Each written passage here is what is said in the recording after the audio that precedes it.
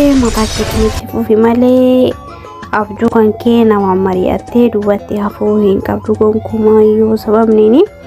warqii yoo ka fakkeenya warqii fudhatan ta'e warqii gaafa lafa baasan akkamitti akka baasan fakkeenya fudhachuu qabdani harkatti buqqachaa'ee waa meeqa keessa deemanii akkaataa isaan itti warqii baasan namni warqii waa'ee warqii irraa qabeeta yoo ka jiraatan ta'e maaliifuu akkasuma jechuu abjuun kan keelle abjuu kan keetti fufuu dafate wanni gochuu qabdu tokkoffaa maaliin beekta ilaalcha gaarii qabaadhu mataa kan keetiif qofa akkasuma namaaf illee waan gaarii yaadii haga lubbuu kan keetiin jirtu ilaalcha namaaf qabdu irraa fakkeenyaaf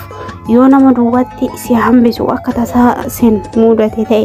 maal jireenya ilma namaa keessatti namni hojii jiraatu qaba jettee ikiddatti nama duubatti si harkifachiisu waan argitus ta'e ikiddi nama sana irraa fagaatu qabda malee ilaalcha badaa qabaachuu keessa qabdu jechuudha. Kanaafuu ati abjuu gaarii qabaachuudhaaf maalu akkaataa warqii itti baatisa fakkeenya fudhachuu qabdaa jechuudha. Warqii itti baasan yoo ka argitan ta'e namoonni waan kanarraa hin beekne viidiyoon baay'eetu jira warqii akkaataa itti baasan warqiin calaqqisee bareedee warqiidha jedhan guyyaa irraa kanatti warqii widdiidha akka ta'e hin beekne jechuudha. Warqiin akkamitti akka bu'ullee beekuu qabna akkasuma jechuudha. Jireenya kan kee keessatti wanta ati itti fooyyeffachuu qabdu tokkoffaa maaliini ilaalchuma akkaataa warqii itti baasan yoo ka fudhate anillee itti fufayyattee injifannoo godhachuun dirqama kan kee ta'e jechuudha. Kanaafuu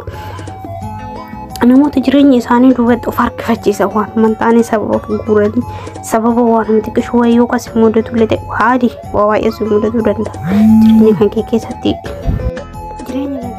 baay'ee si mudatu danda'a waan keessatti gonkumaa hin jireenya kan kee duubatti hambisuu hin qabdu haala feetu yoo kuftullee ta'e ka'uu qabda malee gonkumaa duubatti hambisuu hin qabdu sababni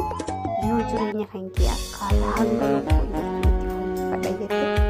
galma ga'uudhaaf waan fayyadee waa itti ta'e akkaataa warqee itti baasan fakkeenya fudhatuu qabdu jechuudha.